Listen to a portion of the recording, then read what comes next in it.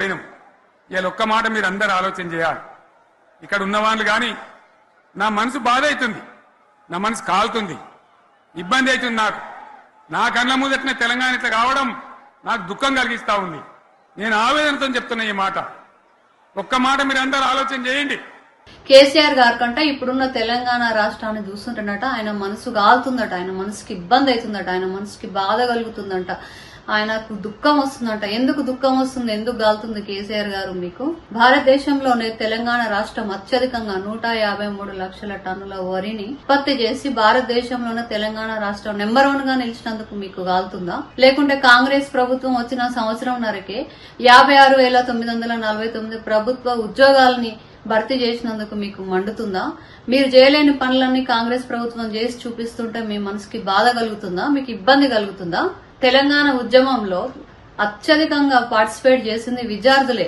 మా నీళ్లు, మా నిధులు, మా నియామకాలు, మా జీవితాలు మారుతాయి, మాకు రాష్ట్రం వస్తాయని కొట్లాడిరు విద్యార్థులు. నీళ్లు, నిధులు, నియామకాలు అని విద్యార్థులకు మాయమాటలు చెప్పి నిధులన్నీ మీ కుటుంబం బుక్కి, నీళ్లని రాయలసీమకు పంపించి నియామకాలని గాలి కొదిలేసి విద్యార్థుల జీవితాలతో ఆడుకున్నారు.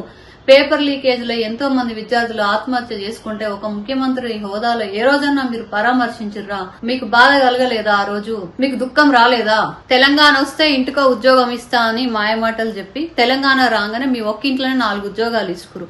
మీ బిడ్డకి ఎమ్మెల్సీ ఉద్యోగం, మీ కొడుక్కి కేటీఆర్ కి మంత్రి ఉద్యోగం, మీ అల్లుడు హరీష్ రావుకి మంత్రి ఉద్యోగం, సంతోష్ రావుకి రాజ్యసభ ఉద్యోగం ఇచ్చుకురు. మిమ్మల్ని నమ్ముకున్న విద్యార్థులకు మాత్రం ఎట్లాంటి ప్రభుత్వ ఉద్యోగాలు నోటిఫికేషన్లు లేకుండా 10 సంవత్సరాలు పిచ్చోలలాగా వాళ్ళని రోడ్ల మీద దిప్పిరు. ఒక విద్యార్థి జీవిత కాలంలో 10 సంవత్సరాలు చాలా ముఖ్యమైన కాలం. అలాంటి 10 సంవత్సరాలు మీరు 2014 నుంచి 2023 వరకు ఒక్క నోటిఫికేషన్ కూడా ఇవ్వకుండా, గ్రూప్ 1 ఇవ్వకుండా, డిఎస్సి ఏది ఇవ్వకుండా వాళ్ళ జీవితాలతో ఆడుకున్నప్పుడు మీకు ఎలాంటి బాధ కలగలేదా కేసీఆర్ గారు? ఇవాళ మా కాంగ్రెస్ ప్రభుత్వం వచ్చిన సంవత్సరంన్నరలోనే డిఎస్సి ఇచ్చింది, గ్రూప్ 1 ఇచ్చింది, గ్రూప్ 2 ఇచ్చింది, గ్రూప్ 3 ఇచ్చింది, గ్రూప్ 4 ఇచ్చింది. కాబట్టి మీ ప్రభుత్వంలో మీరు చేయలేని పనులన్నీ మా కాంగ్రెస్ ప్రభుత్వం వచ్చిన తర్వాత మా ముఖ్యమంత్రి రేవంత్ రెడ్డి గారు చేసి చూపిస్తున్నారని చెప్పి మీకు దుఃఖం వస్తుందా కేసీఆర్ గారు?